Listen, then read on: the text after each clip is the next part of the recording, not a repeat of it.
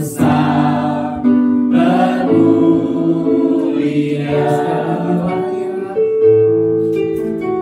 Layak dipuji, disembah, Kaulah yang bertata dulu, sekarang dan kita akurat ya, Raja segalanya dan semua Raja atas segala raja, namamu besar, termulia.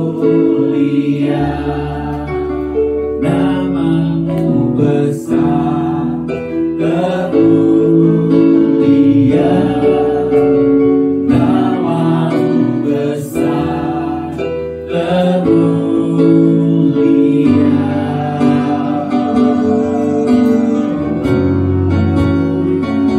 Kau yang besar,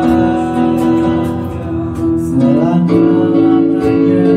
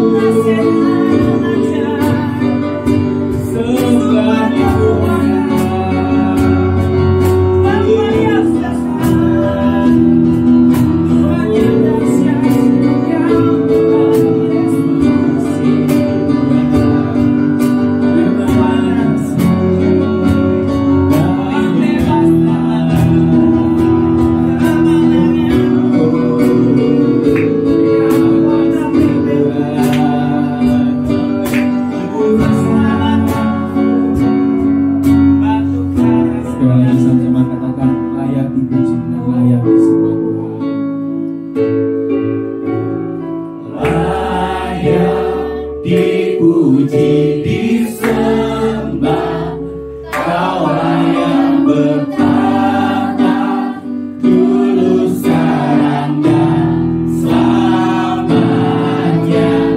Raja atas segala raja, namamu besar, termulia.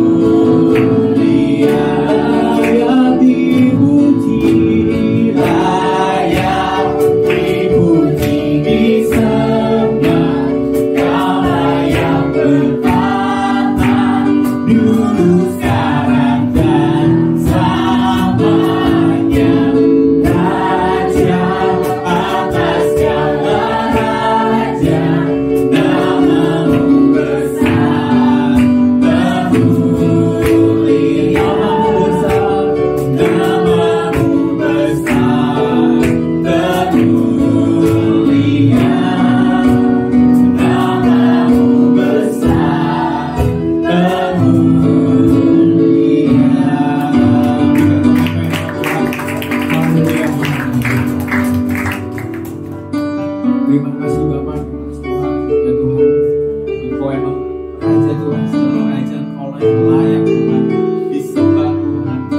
didirikan dari dulu bahkan sampai sekarang dan bahkan sampai selama-lamanya Tuhan.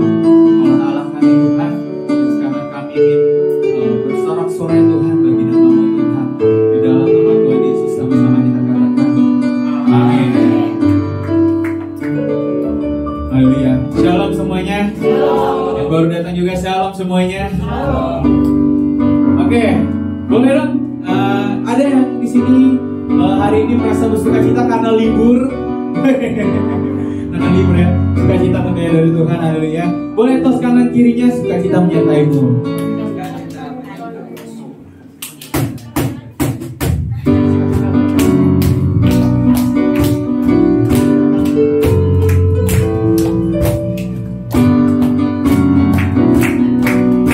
Boleh katakan, terima sukacita surga.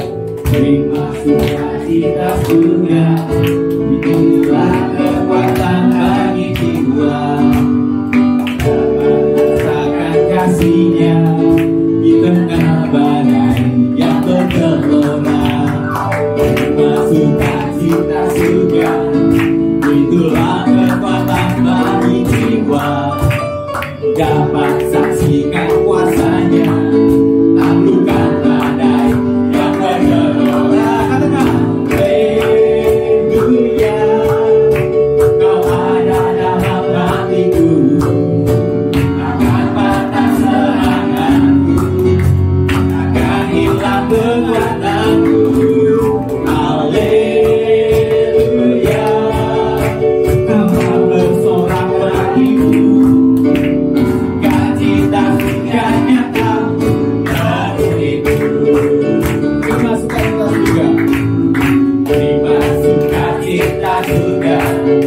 Itulah kekuatan bagi jiwa. Dapat rasakan kasihnya di tengah badai yang bergelora. Terima sukacita surga, itulah kekuatan bagi jiwa. Dapat saksikan kuasanya, taklukkan badai yang bergelora. Haleluya.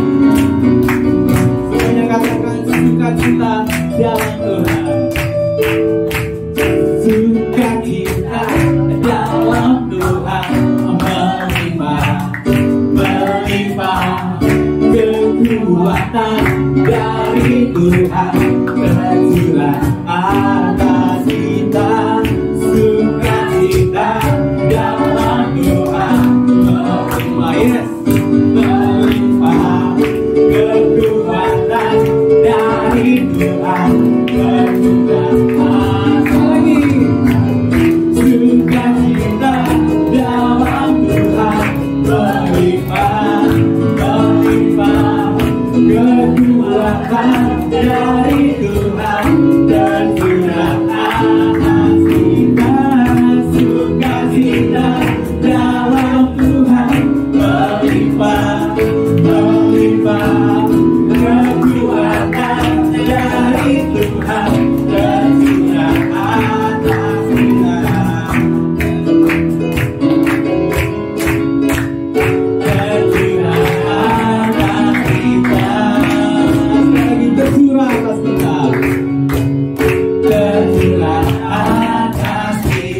Haleluya.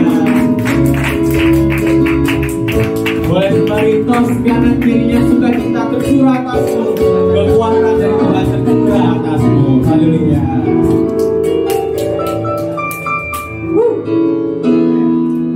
Oke, masih siap puji Tuhan? Minggu depan. Oke, silakan kembali dulu. Lupa tadi ngomong apa. Oke, mari kita siapkan hati kita.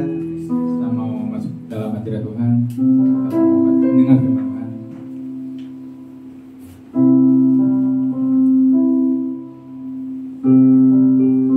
Terima kasih Bapak, terima kasih Tuhan. Kebaikan dari Engkau Tuhan sungguh melimpah Tuhan dalam kehidupan kami Tuhan. Tanpa-Mu Tuhan kami bukan apa-apa Tuhan. Dan kami mengucap syukur Tuhan atas kebaikan Engkau Tuhan. Dan hari ini Tuhan kami mau datang mendengarkan firman Engkau Tuhan. Dan biarlah Tuhan pada hari ini Tuhan, firman Engkau Tuhan dapat menghidupkan kami Tuhan, dapat membuat kami berbuah Tuhan. Terima kasih Bapak.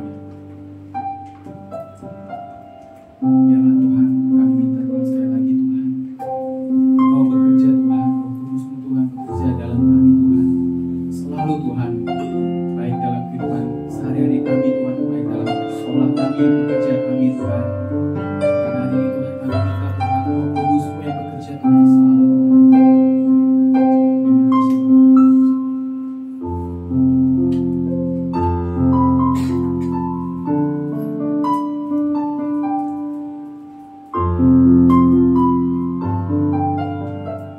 Boleh katakan Roh Kudus hadir di sini.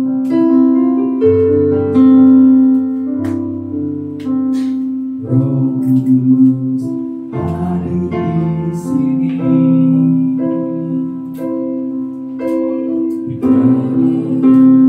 Awan dan suci, ku rindu mendekat, mengerti hatimu, berjalan dalam kehendak-Mu. Roh Kudus manis dan lembut, penolong yang sejati dan suci, ku rindu mendekat, mengerti hatimu, berjalan dalam kuasa-Mu. Bekerjalah ya Roh Kudus, bertatalah lebih lagi, ku dapat lawankanku, apa yang ku perlu. Kau terutama di hidupku, bekerjalah ya Roh Kudus, bertatalah lebih lagi, ku dapat lawankanku, apa yang ku perlu.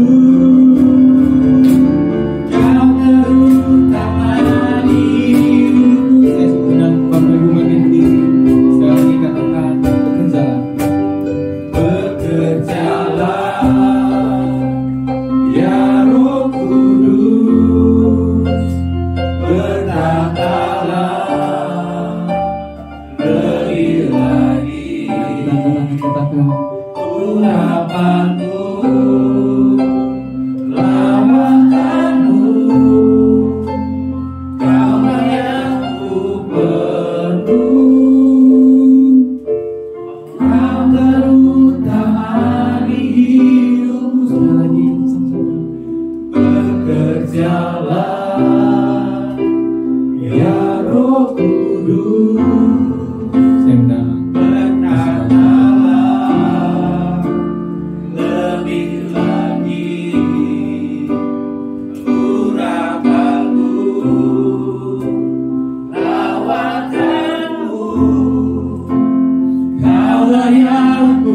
perlu. Kau terutama. Sekali katakan bekerjalah, bekerjalah ya Roh Kudus, berkatalah lebih lagi. Urapanku lawat aku, kaulah yang ku perlu. Kau terutama di hidupku Tuhan, kaulah yang ku perlu. Kau terutama di hidupku. Beri kemuliaan bagi nama Tuhan kita Yesus Kristus. Haleluya, haleluya, haleluya. Engkau yang terutama dalam kehidupan kami Tuhan. Pagi hari ini kami datang kepada Engkau Yesus. Kami merendahkan diri kami di hadapan-Mu Tuhan. Kami berserah Tuhan Yesus kepada Engkau sebagai pemilik dari kehidupan kami ini Tuhan. Tuhan, jadikan kami benar-benar menjadi umat pilihan-Mu Bapa, umat kesayangan-Mu Bapa, yang benar-benar datang kepada Engkau, sujud menyembah kepada Engkau dengan sungguh-sungguh Tuhan. Bapak, pada kesempatan kali kami mau mendengarkan sebagian daripada kebenaran firman-Mu. Berfirmanlah Tuhan, pakai mulut lidah hamba-Mu nih Bapak, untuk menyampaikan kebenaran firman-Mu. Dan setiap jemaat-jemaat Tuhan yang mendengar, dapat mendengar dengan baik, dan bibit yang tanam bisa menjadi firman yang hidup di dalam kehidupan kami. Terima kasih Tuhan, kami sambut kebenaran firman-Mu di dalam nama Tuhan Yesus Kristus, nama yang ajaib dalam kehidupan kami. Dalam nama Tuhan Yesus yang siap untuk mendengarkan kebenaran firman Tuhan, sama-sama katakan amin. Beri kemuliaan nama Tuhan, silakan dulu. Puji nama Tuhan. Shalom, jemaat nama Tuhan. Shalom. Ada sukacitanya pada pagi hari ini? Amin. Ada yang sudah pergi lebaran? Iya, tetangga kita sedang merayakan kemenangan. Kemenangan karena mereka baru berpuasa sekitar 30 hari. Kemudian mereka merayakan kemenangan di hari yang fitri kemarin.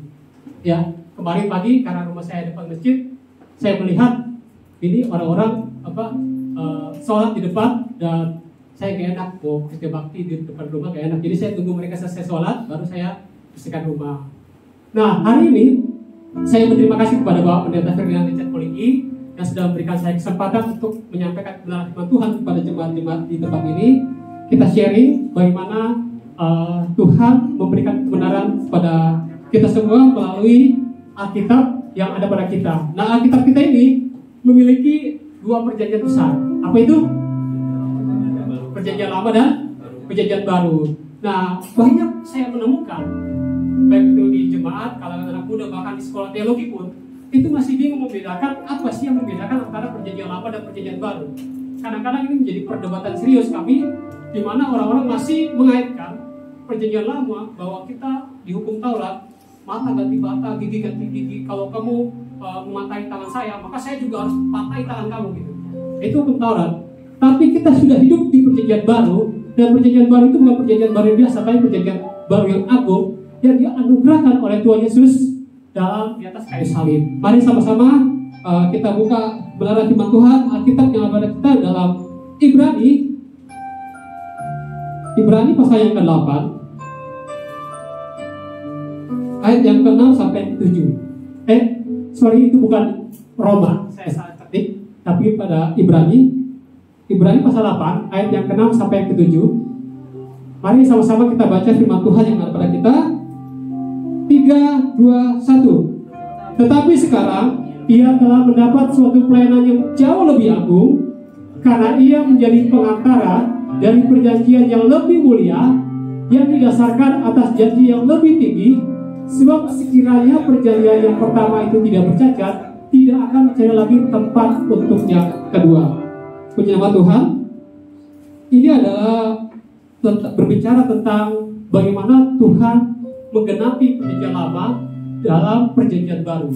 Dikatakan di Ibrani pasal 8 ayat yang ke-6 sampai ke-7. Tetapi sekarang ia telah mendapat suatu pelayanan yang jauh lebih agung dari perjanjian lama yang sudah pernah diadakan, yang sudah tertulis di kitab perjanjian lama. Karena ia menjadi pengantara dari perjanjian yang lebih mulia, yang didasarkan atas janji yang lebih tinggi.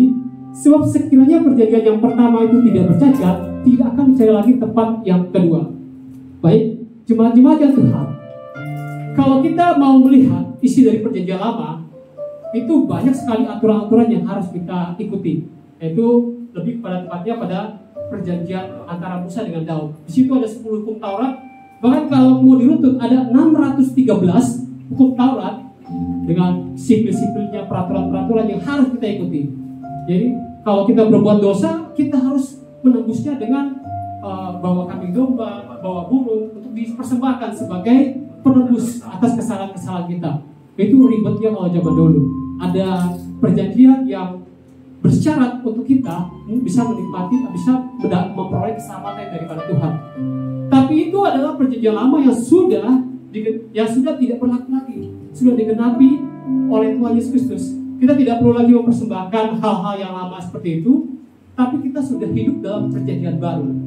Apa gunanya Tuhan Yesus mati di kayu salib kalau kita masih hidup dalam perjanjian lama?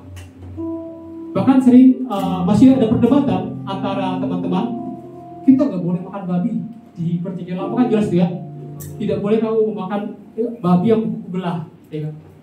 Sampai ada orang Kristen yang juga, saya di daerah saya itu masih nggak mau makan babi gara-gara baca ayat itu.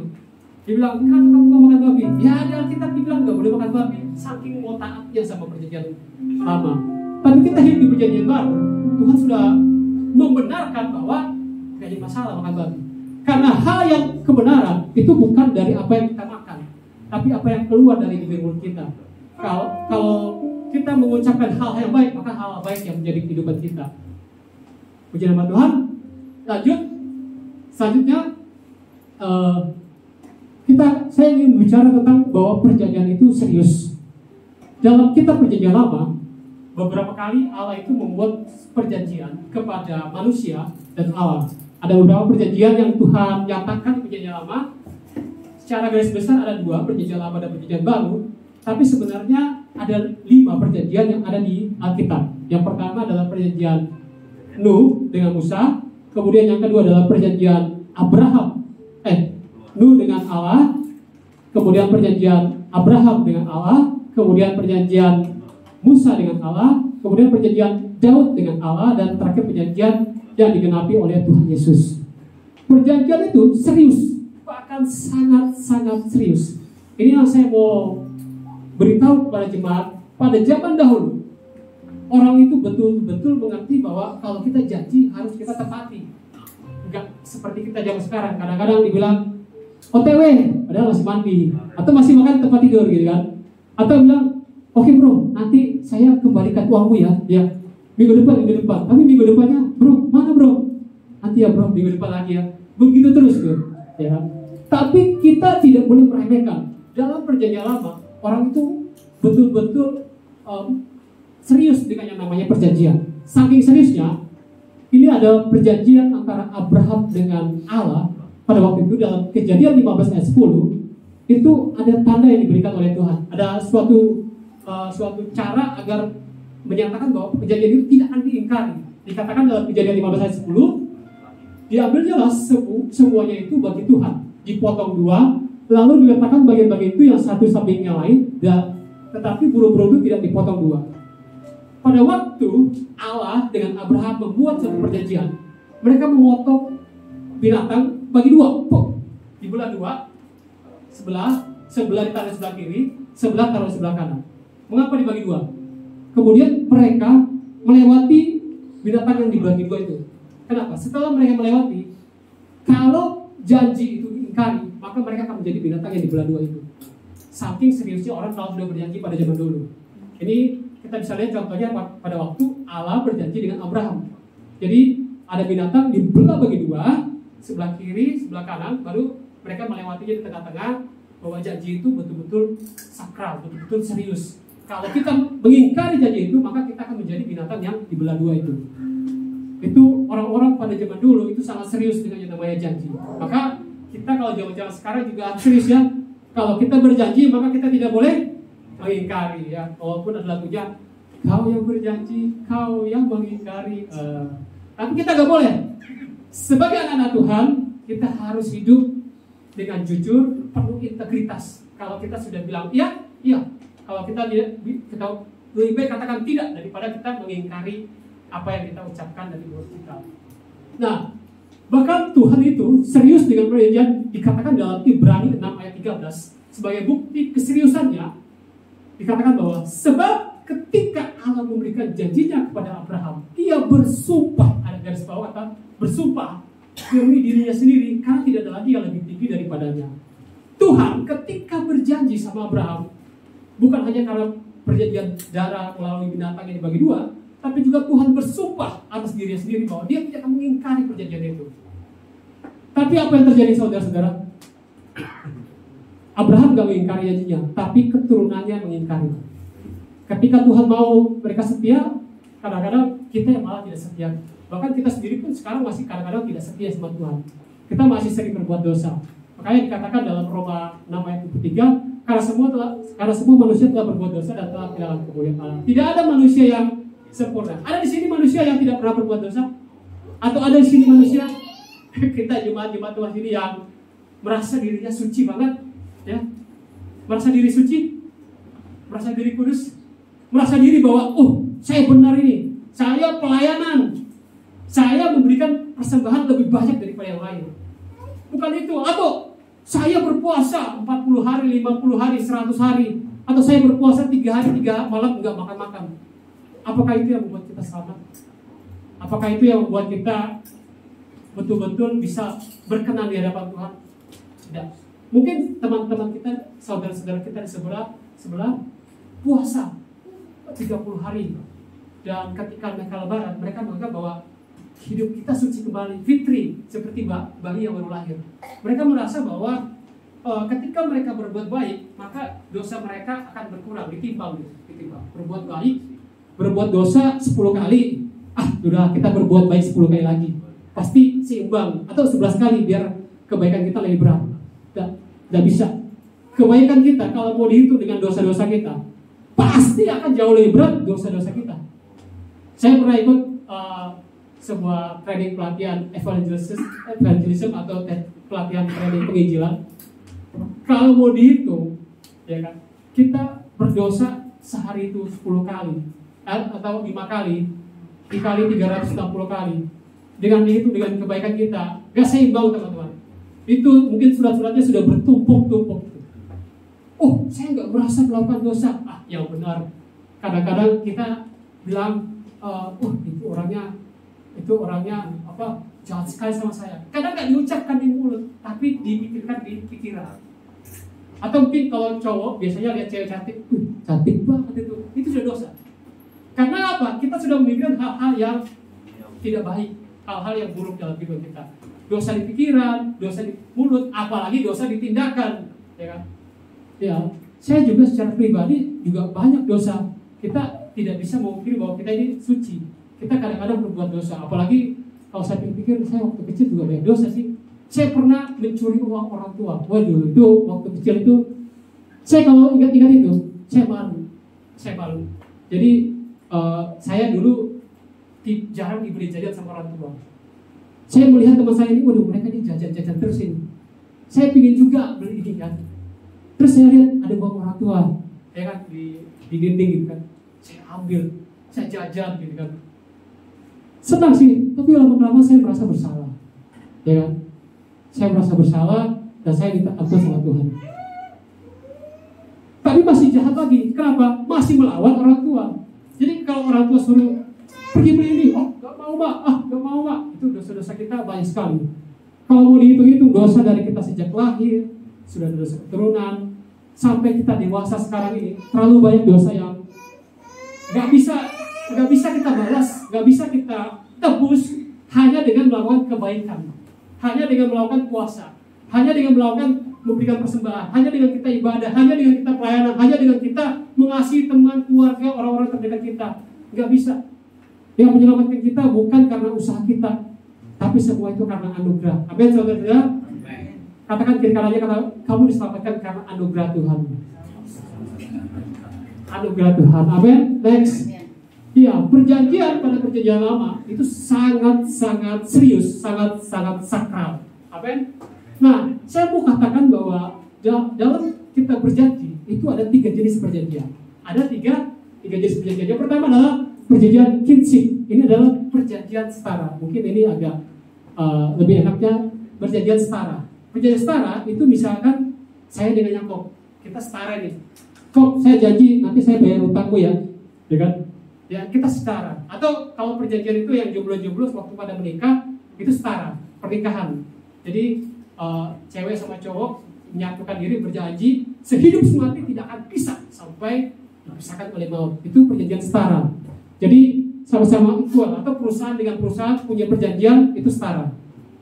Perjanjian yang kedua adalah perjanjian social fasal atau yang kuat sama yang lemah tapi dengan syarat. Nah, contohnya misalnya perusahaan dengan karyawan. Perusahaan ini kuat. Dia dengan karyawan punya syarat. Kamu akan saya gaji sekian kalau kamu bekerja sekian jam, kalau kamu mengerjakan tugas ini sekian, kalau kamu melakukan tugas-tugas yang diperintahkan oleh perusahaan. Itu perjanjian yang kuat dengan yang lemah, tapi dengan syarat.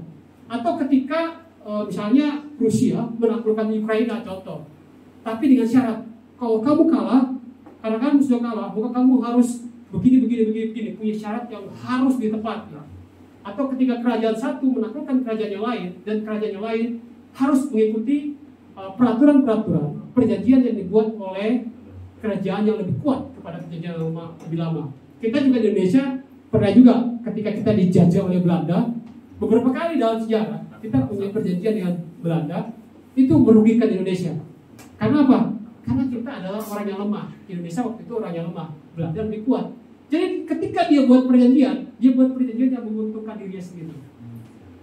Tapi perjanjian yang ketiga, ini perjanjian yang ketiga itu Grand Royal. Artinya apa? Yang kuat dengan yang lemah tanpa syarat. Jadi ini perjanjian yang kadang-kadang Tuhan berikan kepada kita. Tuhan berjanji Tuhan akan memberikan Abraham apa?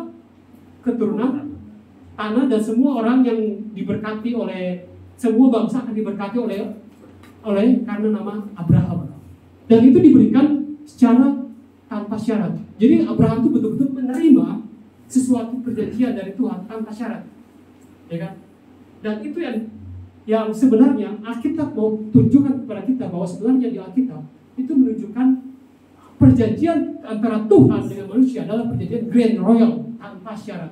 Kita yang lemah, Tuhan yang punya kuasa, tapi Dia mau merendahkan diri dan mau menyelamatkan kita tanpa syarat. Nah, saya akan jelaskan lebih jauh tentang pemahaman di next tentang perjanjian-perjanjian yang ada di Alkitab. Secara garis besar perjanjian di Alkitab ada 5. Yang pertama adalah perjanjian antara Nuh dengan Allah, di mana pada waktu itu ada air bah menutupi seluruh dunia. Dan Tuhan menyelamatkan berapa orang? Ada yang tahu? 8. Ada kan namanya 8 orang selamat. Ya. Nah, 8 orang yang selamat ini Tuhan buat janji sama dia. Tuhan buat janji dengan Nuh, dengan ketika Nuh mau memberikan korban persembahan dibakar, maka Tuhan berjanji dalam Kejadian 9 ayat 11 bahwa Tuhan tidak akan memusnahkan manusia lagi dengan air bah. Dan itu ditandai dengan adanya pelangi. Itu janji Tuhan melalui Nuh bahwa Tuhan tidak akan memusnahkan manusia lagi. Nah, kita beruntung kalau kita berada pada zaman sebelum Nuh, mungkin kita sudah binasa karena air bah. Tapi karena ada jaminan dari Tuhan, ini kita tidak akan ada air bah lagi. Bahkan kalau kita lihat dalam perjanjian Nuh, itu perjanjian yang kedua. Perjanjian yang kedua bahwa itu diberikan oleh Tuhan tanpa syarat. Tanpa syarat, ya kan? Kemudian perjanjian yang kedua yang Tuhan berikan yaitu perjanjian antara Allah dengan Abraham. Ketika Allah memberikan janji kepada Abraham, Dia memberikan janji 3 hal. Apa itu? Tanah, keturunan, dan berkat. Oleh karena nama Abraham, maka seluruh bangsa-bangsa di muka bumi diberkati oleh karena namanya. Nah, itu ada di Kejadian 17 ayat 1 sampai 27. Jadi kalau kita baca semua nanti panjang ceritanya. Tapi pada intinya perjanjian yang diberikan oleh Tuhan kepada Abraham itu nggak ada syarat. Itu Abraham betul-betul terima ini. Nih terima nih, saya akan memberkati kamu saya akan memberikan kamu keturunan, saya akan memberikan tanah, bahkan keturunan yang mustahil diberikan oleh Tuhan, itu Tuhan berikan pada saat Abraham berumur 100 tahun. Kira-kira mungkin nggak kalau sekarang ada orang yang berumur 100 tahun bisa punya anak? Ya. Ini karena janji-janji Tuhan aja nih bisa terbukti, bisa tergenapi. Jadi bagi Tuhan tidak ada yang mustahil. Dan kalau kita lihat lanjut pada perjanjian antara, kita lompat ke Daud. Daud diberikan Tuhan janjinya bahwa keturunannya akan menjadi raja selama-lamanya. Melalui keturunan Daud, maka kita akan diselamatkan. Dan itu digenapi berbicara tentang Kristus yang nanti kemudian hari akan menjadi keturunan Raja Daud. Dan itu pun digenapi oleh Tuhan. Tapi ada satu perjanjian di perjanjian lama itu yang pakai syarat. Ini sebenarnya Tuhan tidak ingin ada syarat, tapi akhirnya Tuhan memberikan syarat kepada perjanjian Musa. Kenapa Tuhan memberikan syarat kepada Musa? Karena sebenarnya waktu itu Tuhan berkata, aku ingin kamu menjadi umatku, umat pilihanku. Aku ingin datang kepada engkau. Tapi kata umat Israel apa? No. Kami nggak sanggup Tuhan. Kami nggak sanggup melihat engkau. Kamu aja berbicara sama Musa. Apapun yang kamu suruh, apapun yang kamu perintahkan, kami akan ikuti. Itu kata-kata orang Israel. Sehingga akhirnya Tuhan memberikan syarat kepada orang Israel supaya mereka bisa taat, supaya mereka bisa disiplin, supaya mereka, ya mohon maaf kalau saya lihat baca-baca Alkitab, lihat bagaimana kelakuan orang Israel pada saat itu betul-betul bebal gitu. Sudah dikasih minta ini, sudah dikasih minta ini, terlalu banyak bersungut-sungut gitu. Jadi perlu aturan untuk bisa mereka taat dan setia pada saat itu. Nah itu yang diberikan kepada Tuhan untuk mendisiplinkan orang Israel pada saat itu. Kalau saya pandangnya seperti itu. Tapi kita tahu bahwa perjanjian Musa yang diberikan oleh Allah kepada Musa sudah tidak berlaku lagi ketika sudah melewati salib. Itu berhenti. Jadi kalau kita mau comot-comot Alkitab dalam perjanjian lama, tidak boleh makan babi, terus kita bawa ke perjanjian baru di mana kita sudah lahir baru, kita sudah ditebus oleh Tuhan Yesus, terus kita bilang enggak boleh lagi makan babi, di Alkitab tidak tertulis. Kamu salah besar, salah alamat.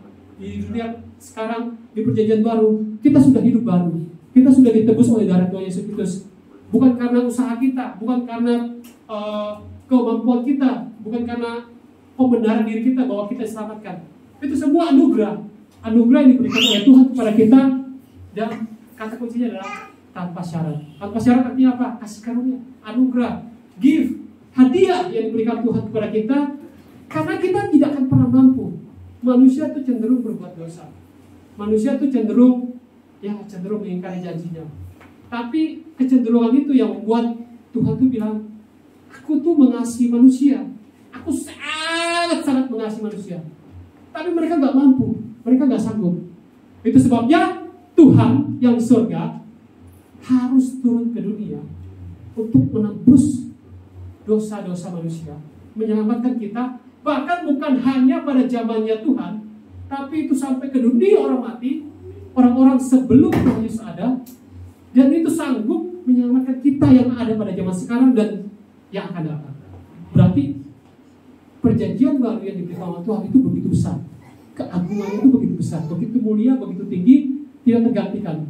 Jadi ketika kita berada di pengadilan tata suci, ketika ditanya misalnya Richard, dosamu banyak sekali, tapi ketika ditimbang dengan kepercayaanmu kepada Tuhan Yesus, kamu percaya kepada Tuhan Yesus, maka Allah melihat, oh kamu sudah ditebus, dosa-dosamu sudah tidak diperhitungkan, dosa-dosamu sudah tidak dinilai lagi, karena darah Yesus sudah menebus. Ini sudah sempurna, ini sudah adil, ini sudah betul-betul tidak lagi mempedulikan kamu.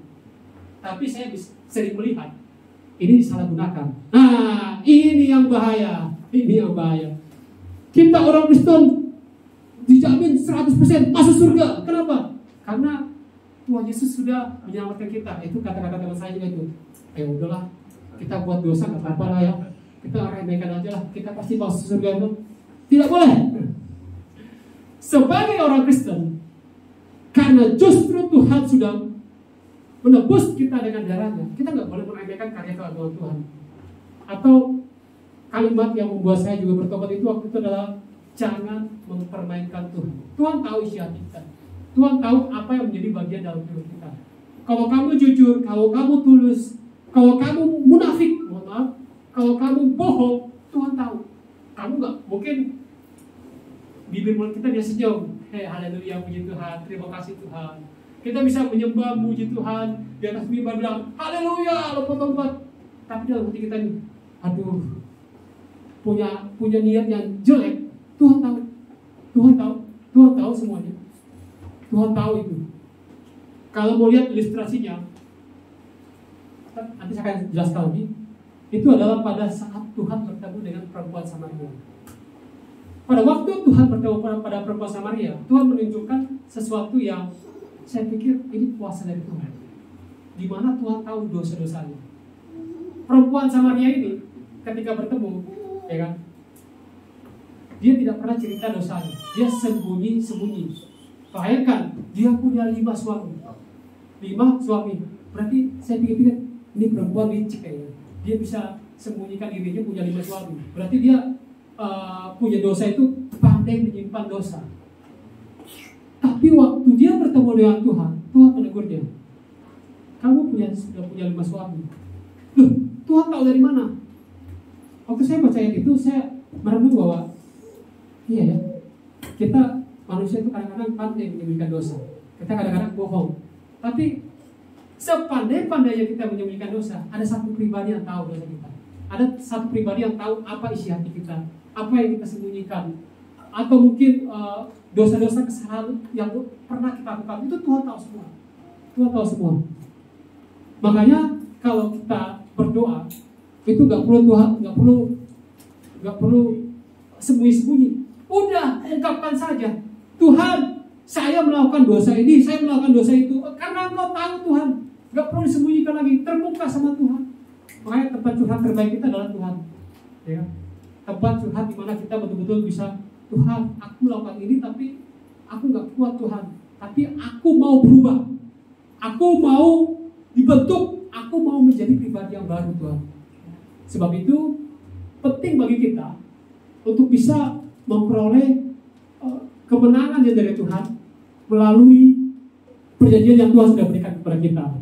Dikatakan dalam Yohanes 14 ayat yang ke-6, kita baca, ini adalah perkataan Tuhan Yesus yang sangat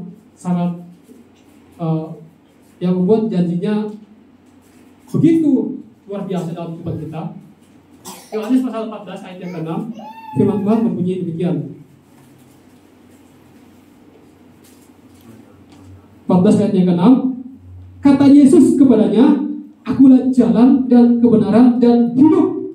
Tidak ada seorang pun yang datang kepada Bapa kalau tidak melalui aku. Jadi orang-orang yang sudah hidup dalam perjanjian lama tidak akan pernah bisa datang kepada Bapa kalau tidak melalui Tuhan. Kenapa? Karena semua janji-janji di perjanjian lama itu sudah tidak bisa lagi. Mereka sudah melanggar perjanjian itu. Mereka tidak bisa melakukan lagi itu. Tapi kalau kita lihat perjanjian Abraham denganku ketika lewat salib lolos. Ya. Perjanjian Abraham dengan Allah ketika lewat salib itu lolos. Kita masih mendapatkan berkat Abraham, Ishak dan Yakub. Ketika perjanjian Daud masuk lewat salib itu masih lolos karena semuanya tanpa syarat. Nuh, Abraham, Daud itu tanpa syarat, itu masih bisa masuk ke perjanjian baru. Tapi perjanjian Musa ketika sampai di salib itu stop, sudah tidak sampai situ lagi. Sekarang anugerah diberikan kepada kita sehingga kita tidak perlu lagi punya syarat harus melakukan ini, harus melakukan ritual-ritual keagamaan, acara-acara yang membuat kita harus hidup dalam kuk. Kalau dalam perjanjian baru dikatakan kuk yang dipasang, Taurat beban yang dipasang itu berat, sehingga kita bisa lega, kita bisa datang kepada Tuhan langsung. Nah, karena kita bisa datang kepada Tuhan langsung, maka kalau kita punya permasalahan, kita bisa langsung berdoa sama Tuhan. Saya punya kebiasaan, kadang-kadang karena saya sudah jarang ke gereja, karena hidup bersama dengan dosen. Jadi di rumah tuh kadang-kadang saya sendiri. Kadang-kadang saya bingung, Tuhan, saya mau didoakan, siapa yang bisa doakan saya ya Tuhan Yesus. Jadi kalau doa jauh bisa sih, tapi kurang enak Tuhan Yesus. saya ingat bahwa kenapa cari jauh-jauh ya? Kan kita punya kuasa. Jadi saya kalau yang sakit, saya tumpang tangan ke saya sendiri, terus saya pegang dada saya doa. Tuhan Yesus berkati saya, Tuhan Yesus sembuhkan, kuatkan sehingga saya bisa disehatkan. Dalam nama Yesus, haleluya, amin. Coba kita semua doakan diri kita sendiri, pegang kepala kita doakan sambil sebut nama Tuhan Yesus, berkati, sebutkan namanya, berkati Samuel agar Samuel selalu kuat dan sehat di dalam Tuhan. Ya, apapun doa kita bisa doakan. Mau kita berkat, mau kita minta berkat, mau kita Tuhan berikan saya kekuatan untuk menghadapi cobaan-cobaan yang kita lalui, itu penting.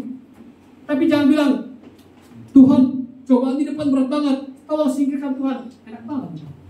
Kalau kita punya cobaan, doa sama Tuhan. Gini, Tuhan, cobaan di depan begitu berat, berikan saya kekuatan. Bukan karena kuat gagah saya, tapi karena Tuhan yang berikan saya kekuatan sehingga saya mampu melewati setiap ujian dan cobaan yang Tuhan berikan kepada saya. Saya percaya bahwa setiap ujian dan cobaan yang Tuhan berikan kepada kita tidak pernah melampaui kekuatan kita. Kita kuat dan kita dikuatkan karena Tuhan. Tapi kadang-kadang hal itu menjadi indikator bagi saya. Kadang-kadang kalau saya lihat orang itu punya cobaan berat, saya lihat ini berarti orang itu kuat banget ya. Tuhan berikan cobaannya berat banget. Tuhan mau bentuk dia itu menjadi pribadi yang beda, ya. Tapi kalau cobaannya ringan, kadang-kadang saya bilang, oh mungkin dia sudah kuat kali ya. Tapi berbahagialah kita, kalau kita diberikan cobaan yang berat, itu sebenarnya Tuhan mau menguji kita, mau menguji iman kita, mau membuat kita semakin kuat, mau membuat kita semakin dibentuk oleh Tuhan. Kalau hidup itu nggak ada tantangan, kita akan jadi lemah, kita akan jadi lembek. Ada salah satu burung di Selandia Baru. Saya ingat namanya burung koko. Itu di Selandia Baru, burung itu kayak ayam tapi kecil. Dan dia jinak. Kalau dia mau kita tangkap, bisa kita tangkap, dia nggak akan lari. Kalau mau langsung kita ambil, kita makan, itu bisa. Dia nggak akan lari. Jalannya lambat dan burung itu tidak bisa terbang. Peneliti meneliti, kenapa burung ini bisa bertahan hidup padahal dia kenapa dia tidak menghindar, kenapa dia tidak lari? Karena di Selandia Baru dia tidak punya pemangsa, dia tidak punya ancaman dalam kehidupannya, sehingga evolusinya dia nggak perlu menghindar. Kalau ada musuh ya datangnya aja, nggak bakal dimakan. Jadi kalau hidup kita juga nggak ada tantangan, kadang-kadang kita itu menjadi lembek. Makanya Tuhan tuh perlu memberikan stimulan supaya kita itu bisa semakin kuat. Saya mau tanya, di sini ada nggak orang yang kuat tapi nggak cuma tidur, baring-baring, besok bisa jadi kuat? Ada nggak? Atau ada orang yang merasa mentalnya kuat, tapi mentalnya kuat dibentuk ketika dia di rumah terus ya. Gak ada.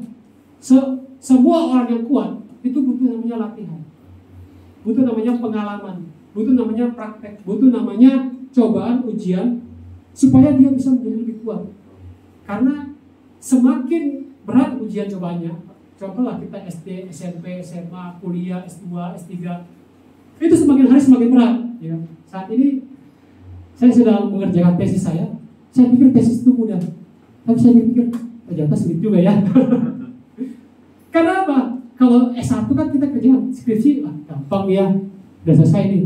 Tapi ketika masuk S2, ini variabelnya harus 2, ini harus seperti ini harus seperti ini. Oh, beda ya sama skripsi, beda lah gitu kan.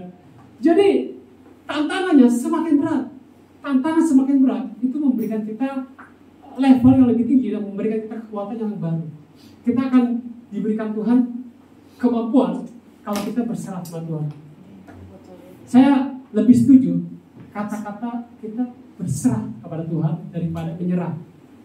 Kalau orang menyerah itu, Tuhan aku menyerah sama kamu Tuhan, aku sudah gak mau hidup, aku sudah pasrah sama kamu, terserah Tuhan mau ngapain gitu. Itu menyerah. Tapi kalau kita berserah, Tuhan aku berserah sama Engkau Tuhan, aku berserah. Kalau aku kerja buat Tuhan. Kalau aku sekolah buat Tuhan. Kalau aku buka usaha ini untuk Tuhan. Dan kalau Tuhan berkati, puji Tuhan. Kalaupun Tuhan tidak berkati, saya tetap menyembah Tuhan. Saya pun melihat iman yang besar itu ketika Sadrak, Mesak, dan Abednego itu mau dibakar.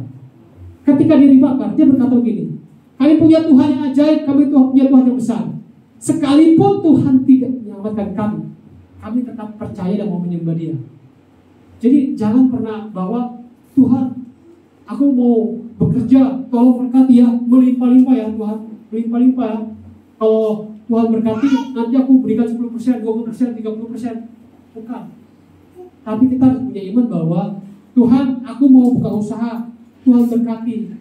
Kalaupun Tuhan tidak berkati, saya tetap menyembah Tuhan. Saya tetap menyerahkan kehidupan saya sepenuhnya kepada Tuhan. Saya tetap akan setia. Saya tetap akan memberikan yang terbaik buat Tuhan. Itu adalah respon yang benar dalam kehidupan kita. Karena apa? Karena Tuhan itu serius sama perjanjiannya. Tuhan sungguh-sungguh sama perjanjiannya. Next. Kalau kita lihat selanjutnya, perjanjian Tuhan dengan manusia itu bukan karena kekuatan kita, bukan karena kemampuan kita, tapi itu karena inisiatif Tuhan. Itu karena kemauan Tuhan sendiri. Itu karena Dia betul-betul punya kerinduan yang besar agar manusia itu diselamatkan. Nah, saya senang sama ayat ini dalam Filipi 2 ayat 7. Dikatakan bahwa melainkan telah mengosongkan dirinya sendiri dan mengambil rupa seorang hamba dan menjadi sama dengan manusia. Tuhan itu kalau kita ibaratkan sebagai raja. Dia raja nih, tapi dia mengosongkan. Kalau lebih tepatnya itu, dia tidak mengenakan lagi kerajaannya. Dia mau menjadi budak, dia menjadi hamba, dia menjadi manusia jelata. Dia mengosongkan dirinya.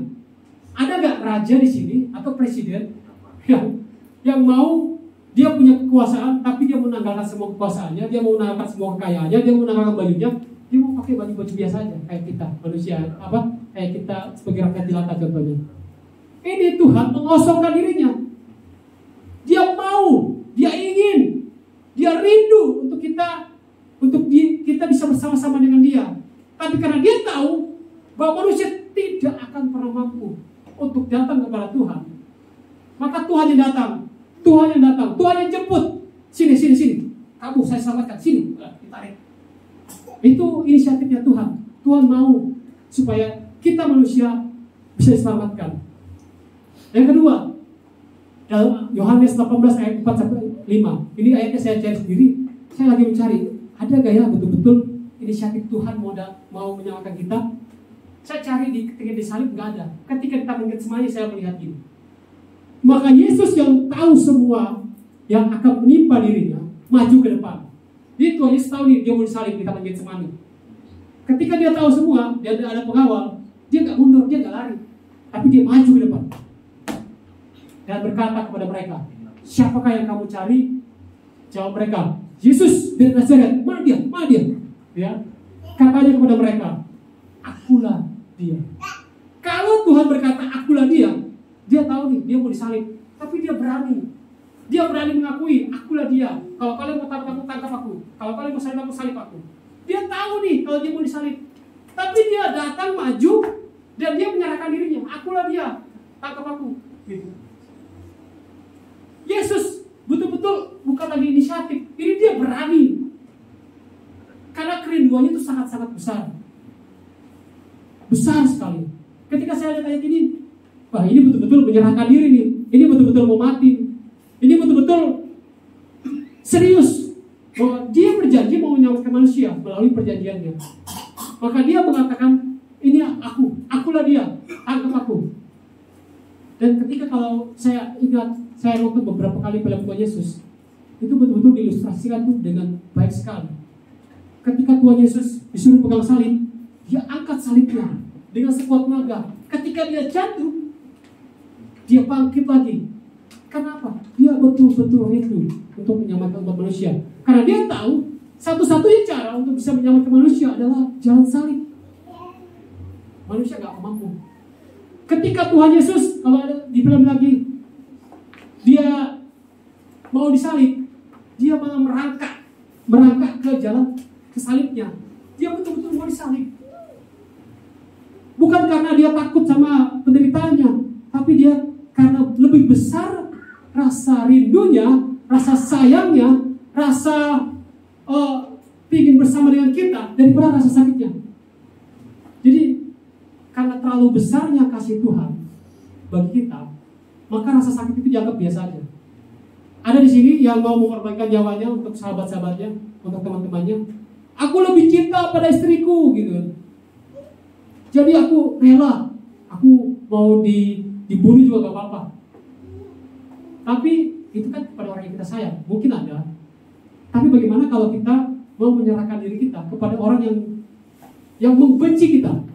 Seperti Tuhan katakan, kasihlah musuh-musuhmu dan berdoalah untuk mereka. Mau nggak kita memberikan nyawa kita untuk orang yang tidak kenal, bahkan orang yang membenci kita, tapi kita menyerahkan hidup kita kepadanya? Cuma ada satu orang di dunia yang saya tahu melakukannya, Tuhan Yesus. Kita nggak setia, kita berbuat dosa, kita hidup tidak benar, tapi Tuhan tetap mengasihi kita. Rasa sayangnya lebih besar daripada rasa sakitnya disalib. Rasa cintanya Tuhan lebih besar, jauh lebih besar daripada dia melihat, waduh, ini anak-anak ini membenci saya, menjauhi saya, tapi dia tetap cinta sama kita, dia tetap sayang sama kita. Itu inisiatif Tuhan yang luar biasa. Begitu besarnya inisiatif Tuhan. Katakan pada kiri kanannya, katakan, kamu diselamatkan karena inisiatif Tuhan. Itu bukan karena usaha kita, ya.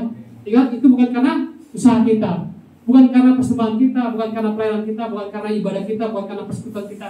Tapi semua itu, persekutuan kita, ibadah kita adalah sebagai bentuk ucapan terima kasih. Tuhan, saya bersyukur karena Tuhan sudah menyelamatkan kami. Sebagai ungkapan terima kasih saya mau jadi orang yang serajin, saya mau jadi orang yang setia, saya mau jadi orang yang tekun di dalam Tuhan, serius di dalam Tuhan, seperti Tuhan juga serius di dalam kita. Begitu seriusnya Tuhan di dalam kehidupan kita. Next. Nah, selanjutnya saya ingin tanya, bagaimana respon kita ketika kita melihat bagaimana inisiatif Tuhan itu dalam kehidupan kita. Kalau kita mau melihat respon kita dalam Efesus 2 ayat 8, ini salah satu respon yang bisa kita lakukan adalah, sebab karena kasih karunia kamu diselamatkan oleh iman. Itu bukan hasil usahamu, tetapi pemberian Allah. Garis bawahi kata pemberian Allah. Itu bukan hasil pekerjaanmu. Jangan ada orang yang memegahkan diri. Kalau kita lihat di sini, pertama adalah jangan sombong, ya. Katakan kali-kalinya, jangan sombong. Jangan sombong, ya. Kita boleh berbangga diri, ya. Kalau kita bilang sama tetangga kita, kami orang Kristen dijamin 100% masuk surga. Tapi itu bukan hasil usaha kita, bro. Itu pemberian. Itu pemberian Allah. Tapi tidak boleh ada orang yang bilang, oh, kamu berdosa nih, kamu sering melakukan pencurian, orang-orang yang di penjara itu bakal masuk neraka. Enggak. Yang bisa menentukan masuk surga atau neraka, kedaulatannya hanya Tuhan. Kita tidak bisa menghakimi orang itu masuk surga atau masuk neraka. Bahkan penjahat sekalipun, ketika Tuhan Yesus disalib, penjahat di sebelahnya itu bisa masuk surga ketika tiba-tiba dia menyerahkan diri kepada Tuhan. Semua itu kedaulatan Tuhan. Kalau kita bilang Tuhan itu gak adil, Tuhan, masa sih penjahat yang seumur hidupnya melakukan kejahatan, tiba-tiba di akhir hidupnya, tiba-tiba Tuhan bilang dia akan masuk surga, dia akan masuk dalam Firdaus? Itu gak adil, Tuhan. Siapa kita? Siapa kamu? Kita gak punya kedaulatan untuk menentukan orang itu masuk surga atau masuk neraka. Kedaulatan itu sepenuhnya adalah milik Tuhan. Jadi kita gak boleh menghakimi orang. Kita sendiri pun sebenarnya tidak layak masuk surga, kan? Masa kita mau menghakimi orang, kamu tuh dosamu berat banget ya, kamu masuk neraka ya? Gak bisa. Kita semua itu adalah kedaulatan Tuhan masuk surga atau masuk neraka. Yang paling pertama, jangan sombong. Kita harus betul-betul merendahkan diri, berserah kepada Tuhan. Ya, betul-betul menjadikan diri kita sepenuhnya adalah milik Tuhan. Tapi respon kita jangan juga, ya seperti yang saya bilang tadi, meremehkan. Gak boleh. Kita sebagai anak Tuhan, ketika sudah tahu kebenaran bahwa kita harus hidup dalam kebenaran bersama Tuhan, maka yang harus kita lakukan adalah serius. Serius sama Tuhan. Tuhan serius sama kita, mau gak kita serius sama dia? Katakan kiri kanannya, aku mau serius sama Tuhan.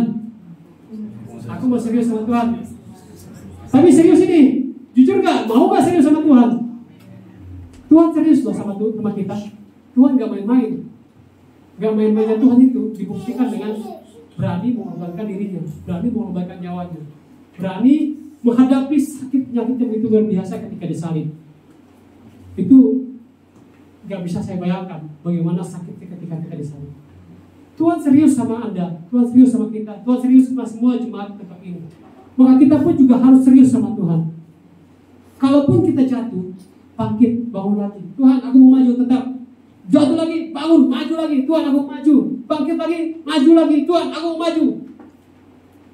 Akui semuanya di hadapan Tuhan dan nyatakan kemuliaan Tuhan melalui diri kita. Amin. Next. Selanjutnya, ini adalah tentang perumpamaan dari orang Samaria.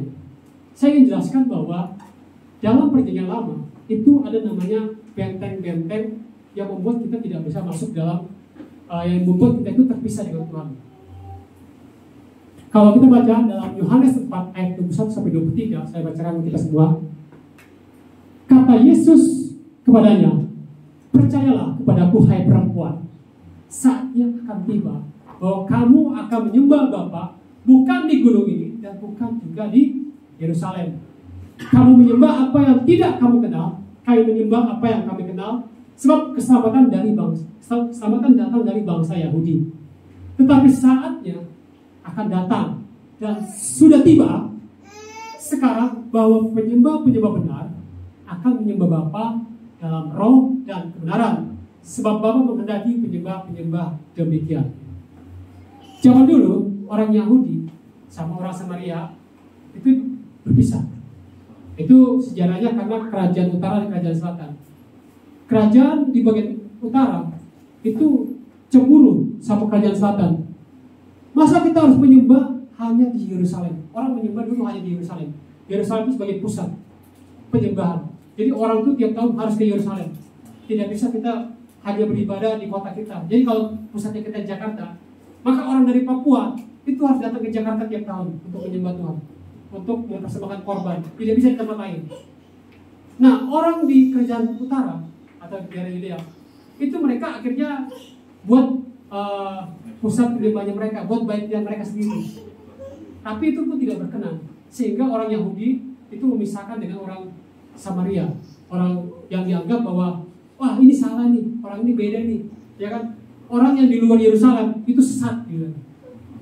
Tapi Tuhan Yesus sebagai seorang Yahudi itu mau dekat sama dia, mau datang kepada perempuan Samaria itu dan bilang, kamu tidak akan menyembah di Yerusalem lagi, kamu tidak akan menyembah di bukit ini lagi, tapi kita bisa menyembah Tuhan di mana? Di mana saja.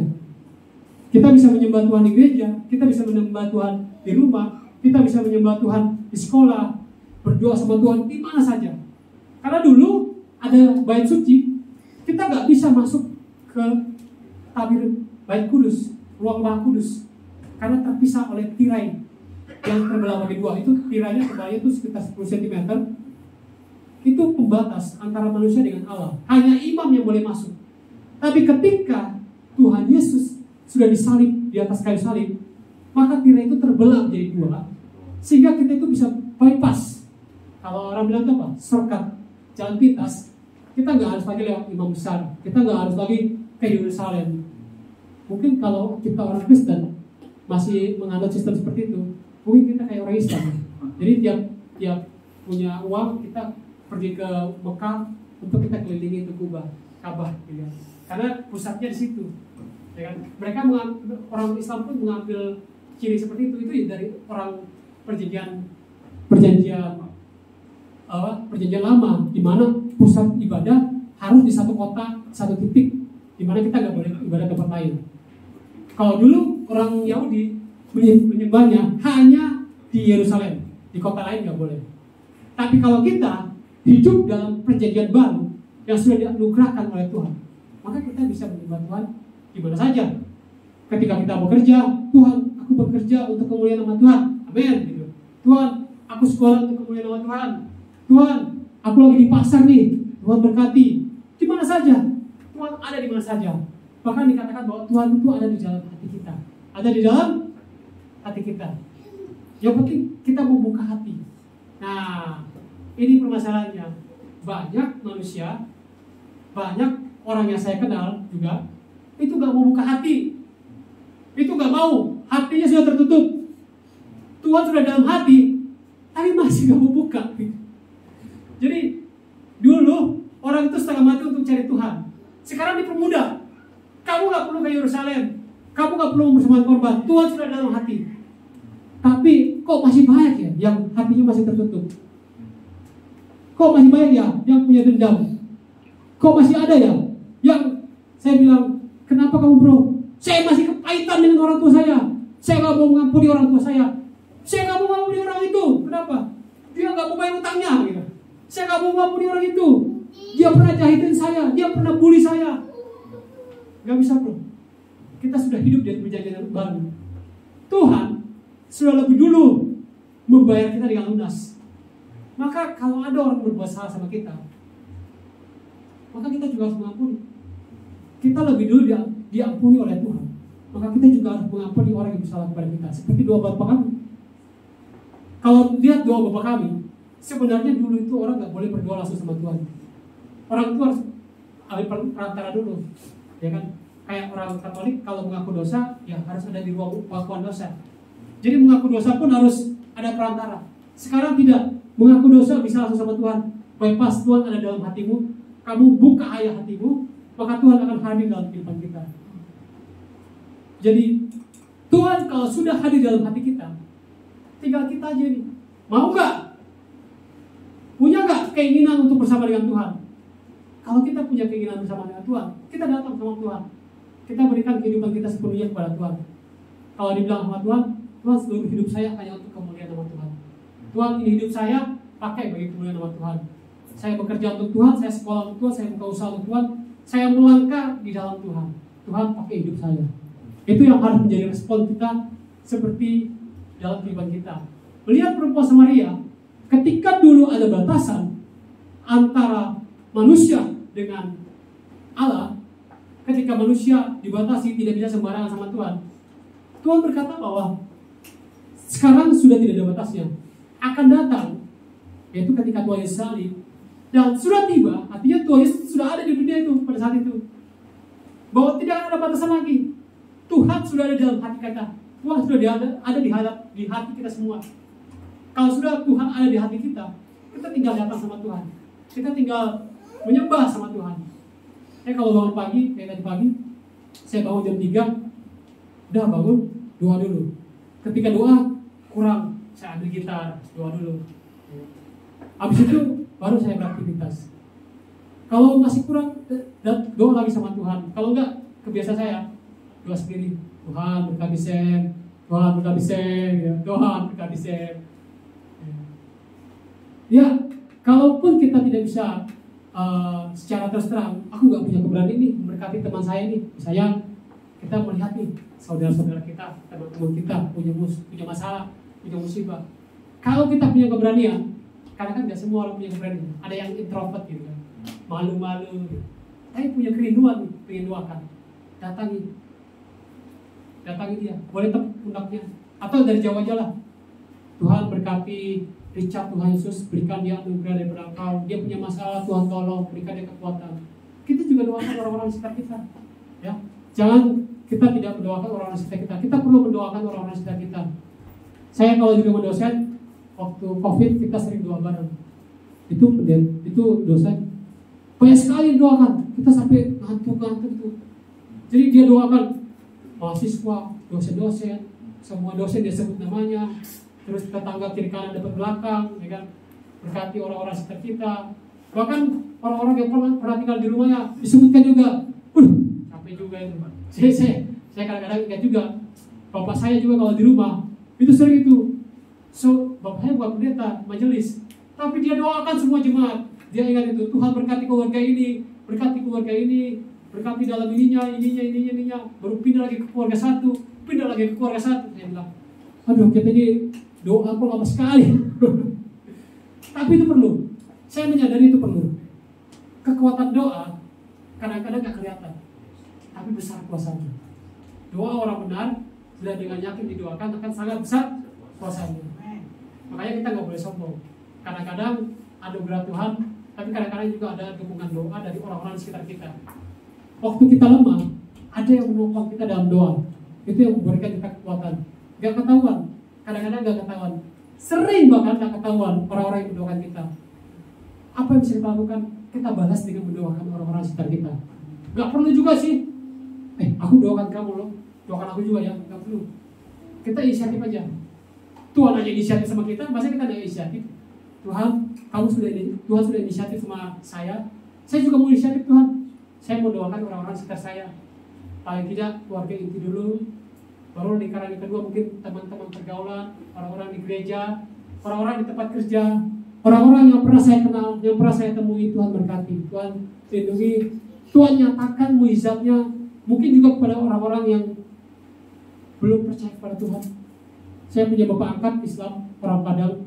Sebentar mungkin nanti kami mau pergi lebaran ke tempat di Jakarta Selatan. Saya kadang-kadang kalau melihat dia, karena dulu dia bos saya di tempat kerja, dia kadang-kadang sholat di ruangan, karena kami punya satu ruangan, kami kan HRD, jadi saya adminnya, dia bosnya. Terus dia sholat di situ. Saya mau sholat ya, iya pak, sholat pak. Saya kerja biasa aja. Tapi karena dia sholat, saya udah ngetik, karena kalau saya ngetik kan berisik. Jadi saya tunggu aja dia selesai sholat. Selesai sholat baru dia selesai, baru dia kembali kerja. Saya baru belajar ketik lagi supaya nggak ribut. Kita saling menghargai, toleransi. Jadi kalau lebaran kemarin saya kirim parcel gitu kan, Pak Jeffrey, Ramadan, selamat lebaran gitu kan. Saya nggak bisa langsung terus terang, Pak Jeffrey terima Yesus, nggak bisa. Itu nggak relevan. Tapi dia bisa melihat Kristus melalui kebaikan kita, melalui apa? Doa-doa kita kepada Tuhan, melalui apa? Melalui apa yang kita lakukan kepada dia, sehingga dia bisa melihat ini saya beda ya. Kok dia tetap kirim parcel ya, walaupun dia tidak kirim juga gak apa-apa. Kok dia tetap ucapkan selamat lebaran ya. Kemarin saya edit di Canva, saya ucapan selamat Idul Fitri ya. Saya kirim ke Bang Jeffrey. Saya kirim juga ke bos saya yang lain. Saya bilang selamat Idul Fitri ya. Dibalas, puji Tuhan juga. Jadi kita juga harus menjadi orang-orang yang bisa menjadi wakil Allah di dunia ini, sehingga ketika orang melihat diri kita, mereka bukan melihat diri kita lagi, tapi mereka melihat ada kasih Kristus dalam kehidupan kita, ya kan? Mereka bisa melihat bahwa, oh ini orang yang beda, ini bukan saya mulai yang lama, ini saya mulai yang baru. Yang terakhir adalah praktis dalam kehidupan kita, prakteknya, singkatnya, apa yang harus kita lakukan dalam kehidupan kita untuk meresponi bagaimana perjanjian baru yang sudah Tuhan berikan dalam kehidupan kita, yang begitu agung, yang begitu mulia, yang begitu tinggi. Kita baca dalam Roma 10 ayat 9 sampai 10, dikatakan seperti ini. Sebab jika kamu mengaku dengan mulutmu bahwa Yesus adalah Tuhan dan percaya dalam hatimu bahwa Allah telah membangkitkan dia dari antara orang mati, maka kamu akan diselamatkan. Karena dengan hati orang percaya dan dibenarkan, dan dengan mulut orang mengaku dan diselamatkan. Maukah kita memiliki hati yang betul-betul mengaku kepada Tuhan bahwa Tuhan, ini hatiku Tuhan, bentuk Tuhan, agar aku benar-benar percaya dan sungguh-sungguh kepada Tuhan. Maukah kita mengakui Tuhan? Ketika ada orang yang butuh bantuan, maukah kita mengaku, Tuhan, aku umatmu, aku bisa bantu dia. Ya udah, aku bantu Tuhan. Jangan kita menyembunyikan tangan kita melihat orang menderita. Bahkan kita gak boleh sembunyi tangan ketika melihat saudara-saudara kita di luar sana masih ada orang yang baik yang belum percaya. Kita gak bisa tutup mata. Aduh, rekan-rekan kerja saya ada yang belum percaya Tuhan nih, banyak nih. Kita gak bisa tutup mata. Kita bantu mereka dengan doa, dengan memberikan kita kasih Tuhan melalui kehidupan kita. Buktikan bahwa kita bisa menjadi orang yang baik, bisa menjadi orang yang diberkati karena ada Tuhan dalam kehidupan kita. Yang membedakan antara orang Kristen dengan agama-agama lain, dengan orang-orang di luar sana, kita punya Tuhan. Bukan di rumah, bukan di Alkitab, bukan di gereja, tapi Tuhan ada di hati. Tuhan ada di hati kita semua, yang membuat kita cukup akui Tuhan. Saya punya Tuhan yang luar biasa. Saya nggak perlu khawatir dalam kehidupan ini Tuhan. Apapun cobaan, apapun masalah yang saya hadapi, saya mau tetap berserah kepada Tuhan. Yang mau buka hati kepada Tuhan, sama angkat tangan. Mari tundukkan kepala, kita akan satu pujian berkata terlalu besar. Terima kasih Bapa, terima kasih Tuhan. Terlalu besar Tuhan Yesus perjanjian yang sudah Kau berikan dalam kehidupan kami. Begitu mahal Tuhan Yesus. Engkau begitu luar biasa Bapa. Pengorbananmu di atas kayu salib itu Tuhan Yesus jauh lebih agung, jauh lebih tinggi, jauh lebih mulia. Sebab itu Tuhan, kayak mau mengucap syukur di hadapan-Mu. Bukan hanya menjawab syukur, tapi kayak mau benar-benar sungguh-sungguh serius menyerahkan kehidupan kami ke dalam tangan-Mu Bapa. Biar hidup kami ini Bapa dibentuk, dibaharui dalam perjanjian baru-Mu, untuk kami bisa datang dengan bebas. Kami bisa datang kepada Engkau dengan terus terang Tuhan. Kami mau datang kepada Engkau Tuhan Yesus, karena kami percaya bahwa Engkaulah satu-satunya jalan kebenaran dan hidup, dan tidak ada seorang pun datang kepada Bapa kecuali melalui Engkau Tuhan. Sebab itu kami mau datang kepada Engkau Tuhan Yesus, karena kami percaya akan jaminan keselamatan yang Kau berikan dalam kehidupan kami. Terima kasih Yesus.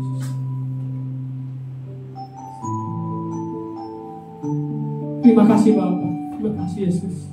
Sama-sama katakan pujian ini. Telah kulihat bukti kasih-Mu, Kau menderita matikan dengan darah-Mu, Kau salahkanku, diriku hidup menyenangkan. Sekali katakan, telah kulihat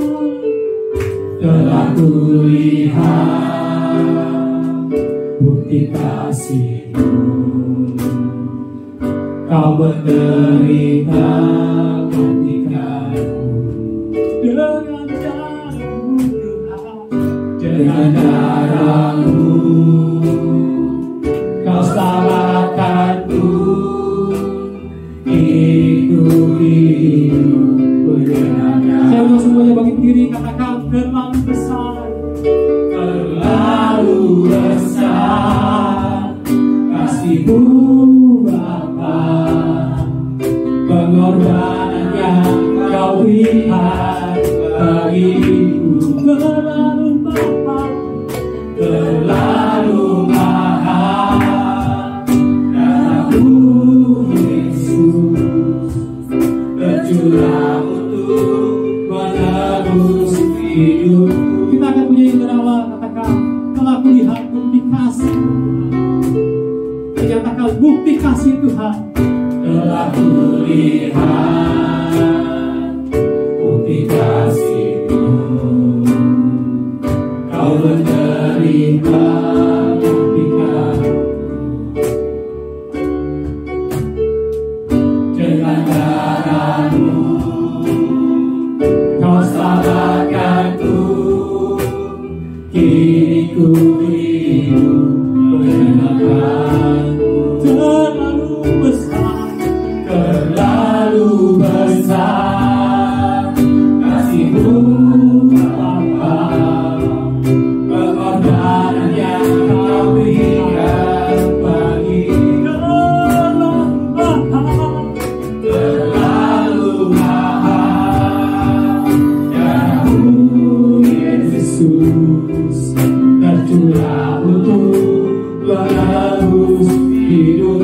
Terlalu besar Tuhan, terlalu besar kasih-Mu Bapa, pengorbanan yang Kau berikan bagiku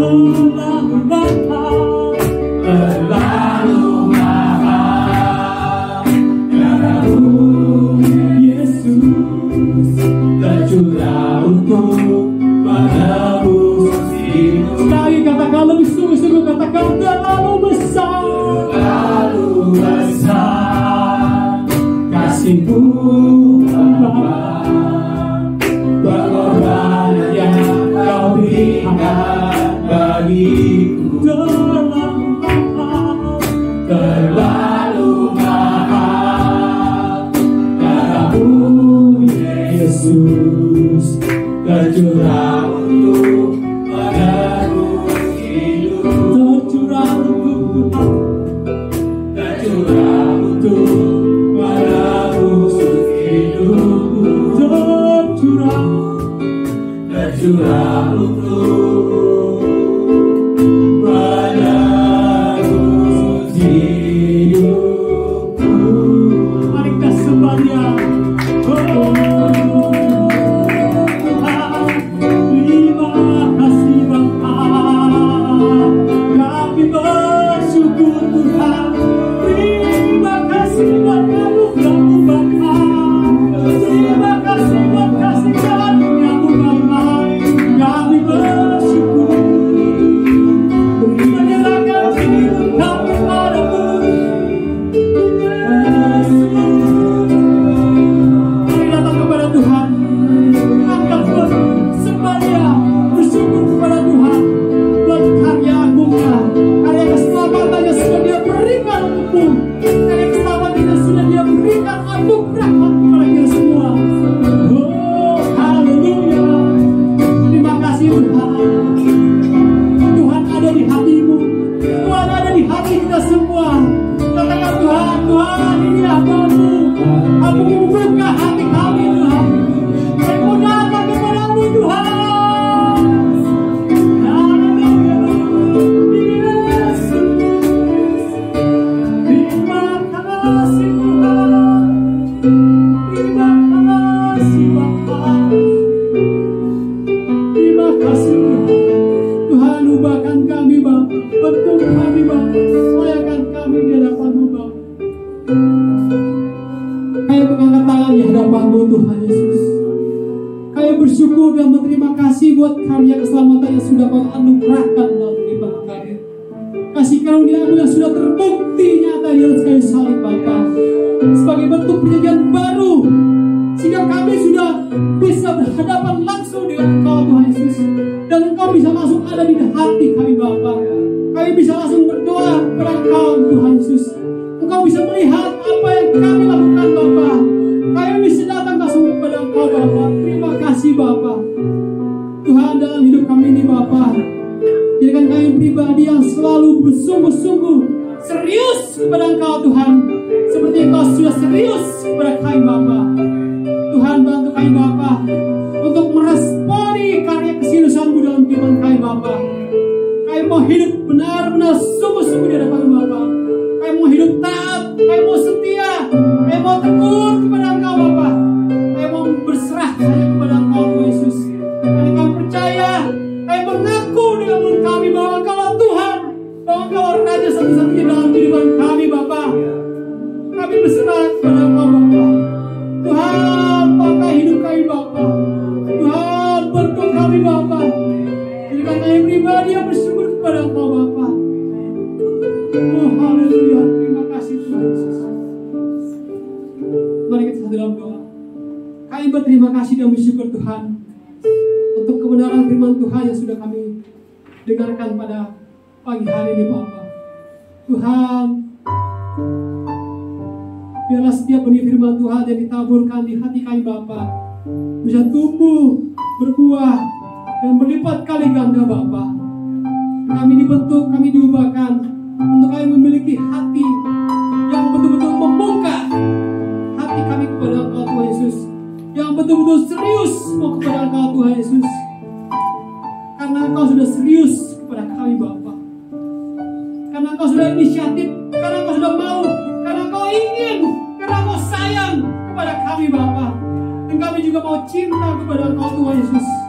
Kami juga mau sayang kepada Engkau Tuhan Yesus, karena Engkau begitu besarnya, terlalu besarnya Tuhan Yesus cinta-Mu kepada kami Bapa. Tuhan, urapi kami semua Bapa. Jadikan kami anak-anak yang taat, jadikan kami anak-anak yang setia, takut kepada Engkau ada dalam kehidupan kami semua Bapa. Biarlah hidup kami dibentuk pada hari ini Bapa, yang menjadi semakin baik lagi Bapa ke depannya Bapa. Semakin diubah hari demi hari Bapa, menjadi orang yang taat dan setia hanya kepada Engkau Tuhan. Terima kasih Tuhan, terima kasih Bapak. Kami berdoa Bapak untuk gereja ini Bapak. Kiranya Kau berkati setiap jemaat Tuhan yang hadir pada hari ini Bapak. Satu persatu Engkau tahu Bapak isi hati kami Bapak. Engkau tahu apa menjadi kerinduan kami Bapak. Tuhan, kuatkan kami Bapak, mampukan kami Bapak untuk bisa melewati hidup kami ini Bapak bersama dengan Engkau. Melewati setiap jalan-jalan tahun-tahun dalam kehidupan kami Bapak bersama dengan Engkau. Sehingga kemenangan menjadi bagian dalam kehidupan kami Bapak. Hidup yang baru bersama dengan Engkau menjadi bagian dalam kehidupan kami Bapak. Kami gak perlu takut, kami gak perlu khawatir karena ada jaminan keselamatan daripada Engkau Bapak. Sebab itu Bapak kami mau menaikkan ucapan syukur kami Bapak dengan menyerahkan kehidupan kami semuanya ke dalam tangan-Mu Bapak. Tuhan pakai hidup kami Bapak. Dimanapun kami berada Bapak, jadikan kami alat bagi kemuliaan Nama Bapak. Bila setiap orang yang melihat hidup kami Bapak, melihat Kristus di dalam kehidupan kami, sehingga mereka diubahkan karena melihat Kristus yang ada dalam kehidupan kami.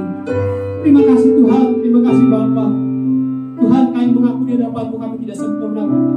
Kami punya kesalahan, kami punya dosa, kami punya kelemahan yang tidak bisa kami sembunyikan Bapak di hadapan-Mu. Sebab itu Tuhan, bantu kami Bapak untuk diperbaharui hari demi hari, dibentuk semakin hari semakin baik Bapak, serupa seperti Engkau Tuhan Yesus, seperti Engkau telah mengajar kami dalam kehidupan kami Bapak. Terima kasih Tuhan, terima kasih Bapak. Kami berserah dan bersyukur di hadapan Bapa atas kebenaran firman Tuhan yang sudah kami dengarkan. Di dalam nama Tuhan Yesus Kristus kami terima firman-Mu. Haleluya, haleluya. Dan sudah mendengarkan firman Tuhan sama-sama katakan amin. Biarlah Tuhan saya serahkan kepada worship leader. Baik, terima kasih para kasih firman Tuhan. Sekarang kita mau siapkan persembahan kita.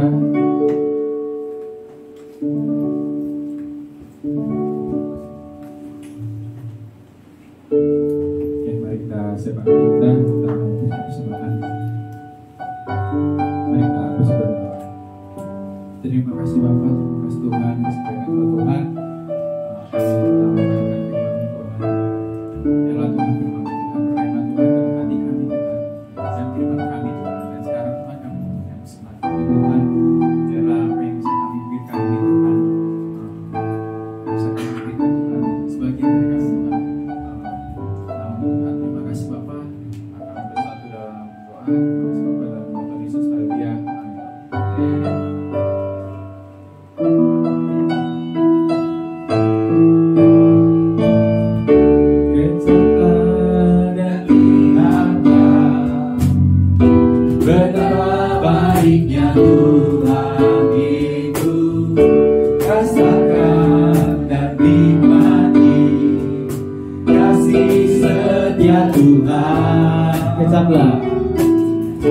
Kecaplah dan lihatlah betapa baiknya Tuhan itu.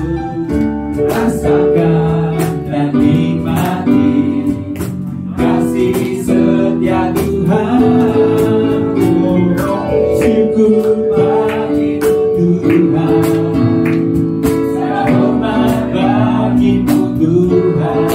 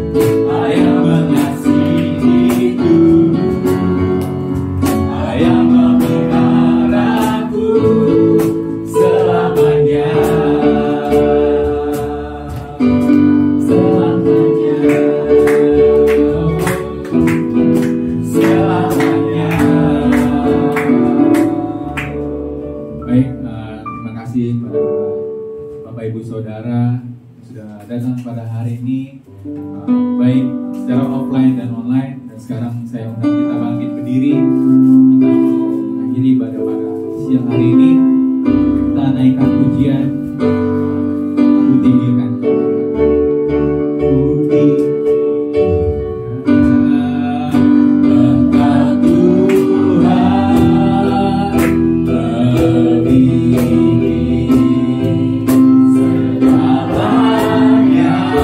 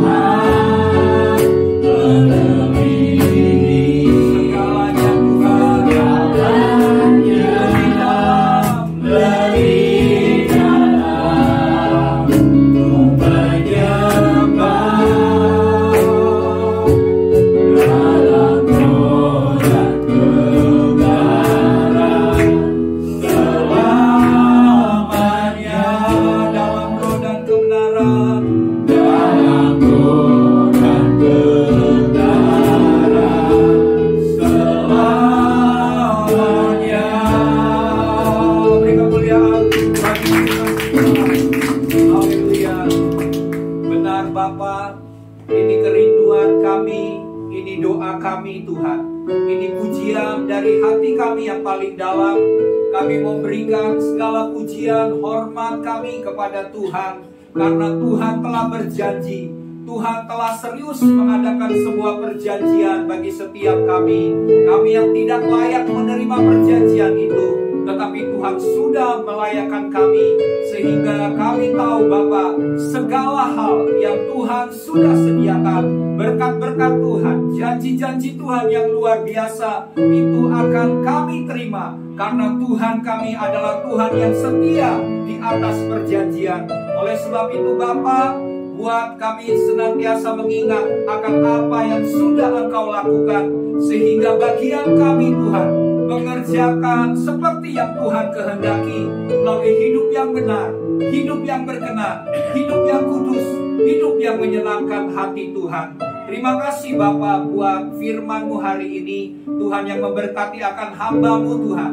Bapak Evangelis Samuel Tuhan, di dalam pelayanannya, di dalam panggilannya, di dalam tujuan visi yang Tuhan sudah tetapkan atas kehidupannya.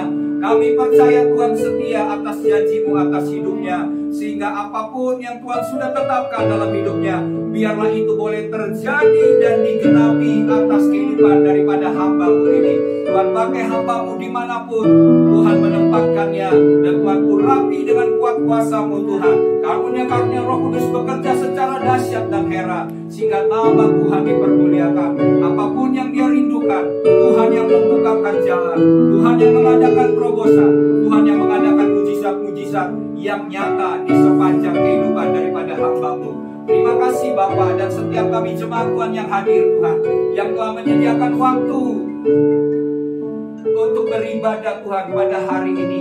Kami tahu Bapa bahwa ibadah adalah kesempatan bagi kami untuk bertemu dengan Tuhan. Dan selagi ada waktu bagi kami untuk berjumpa dengan Tuhan melalui ibadah Tuhan, di tengah situasi libur Tuhan, tapi kami percaya Bapa bahwa persekutuan kami dengan Tuhan pada hari ini tidak sia-sia di hadapan-Mu. Dan Engkau kembali mengingatkan bahwa Tuhan sudah mengikatkan perjanjian bagi setiap kami. Terima kasih Bapa. Tuhan berkati setiap jemaat Tuhan yang sedang mengalami pergumulan masalah yang berat. Tuhan mengangkat setiap beban masalah mereka.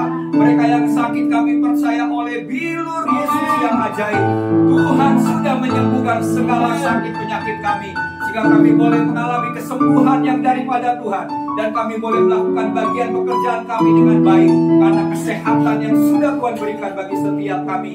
Kami juga berdoa bagi setiap jemaat yang mengalami pergumulan masalah keuangan.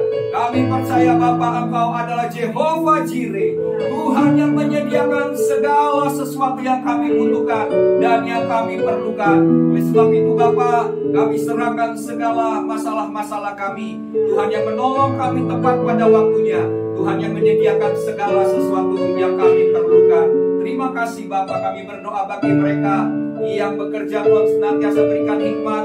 Bagi mereka yang sekolah, Tuhan berikan kecerdasan, Tuhan kepintaran Tuhan. Kami percaya anak-anak Tuhan sesuai dengan janji-Mu, Tuhan akan senantiasa angkat Tuhan. Tuhan akan senantiasa bawa kami naik, Tuhan tidak pernah turun. Bahkan janji Tuhan, kami akan menjadi kepala dan bukan ekor.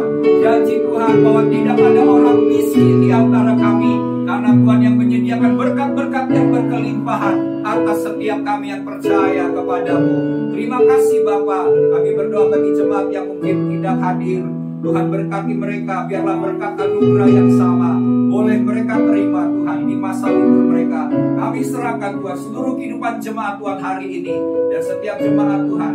Mari kita juga berdoa bagi bangsa, bagi negeri kita, khususnya di tahun-tahun ini dan tahun ke depan yang merupakan tahun-tahun politik. Biarlah Tuhan yang bekerja, Tuhan yang mengadakan mujizat untuk pemerintahan bangsa kita, dijauhkan dari segala rancangan-rancangan jahat, rancangan perpecahan, rancangan kekacauan. Kami tolak segala pekerjaan-pekerjaan iblis yang coba memecah belah bangsa kami dalam nama Tuhan Yesus Kristus. Tuhan, jauhkan Tuhan orang-orang jahat di negeri ini. Biarlah pemerintah kami Tuhan berkati. Berikan pemerintah kami Tuhan roh takut akan Tuhan, sehingga setiap kebijakan yang mereka ambil boleh membuat bangsa ini sejahtera. Sebab Engkau memerintahkan kami sebagai orang percaya untuk senantiasa berdoa syafaat bagi pemerintah kami. Kami memberkati akan Bapak Presiden kami Joko Widodo. Kami memberkati Tuhan akan Wakil Presiden Bapak Haji Ma'ruf Amin. Kami memberkati pemerintah kami dari tingkat pusat sampai dengan tingkat daerah. Tuhan berkati setiap pemimpin-pemimpin bangsa kami, sehingga kami percaya Tuhan, hal-hal yang besar, hal-hal yang dahsyat, hal-hal yang ajaib Tuhan sedang kerjakan atas negeri dan bangsa kami. Tuhan, tutup fokus negeri ini Tuhan, jauhkan dari segala bencana alam. Kami berdoa Tuhan, biar tuduh Tuhan menudungi Indonesia dari Sabang sampai Merauke, dari Pulau Samir Tawau sampai dengan Pulau Rote Tuhan. Perlindungan Tuhan, dijauhkan dari segala malapetaka Tuhan. Terima kasih ya Bapa. Kami serahkan segala ibadah kami dan doa-doa kami di dalam tangan Tuhan. Dan di penghujung daripada ibadah kami mau terima berkat yang daripada Mari jemaat Tuhan, angkat tangan dan biarlah kapasitas kita Tuhan senantiasa perbesar untuk senantiasa menerima hal-hal yang baru, hal-hal yang ilahi, hal-hal yang berasal dari hati Tuhan, dari pikiran Tuhan. Biarlah kita menerimanya secara utuh, secara lengkap dan sempurna. Bapa, hamba berdoa bagi setiap jemaat Tuhan dengan tangan-tangan yang terangkat Tuhan.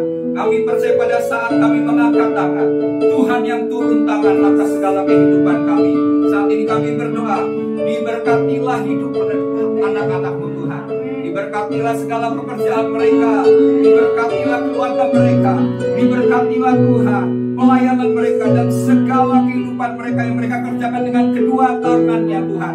Tuhan memberkati dan senantiasa membuat berhasil. Dan biarlah kami tetap taat setia Tuhan sampai Tuhan Yesus Kristus datang kedua kali menjemput kami. Terima kasih berkat daripada Bapa Surgawi, berkat daripada Tuhan Yesus Kristus dan persekutuan dengan Roh Kudus menyertai engkau mulai pada hari ini sampai selama-lamanya. Semua kita yang sudah diberkati Tuhan bersama-sama katakan amin.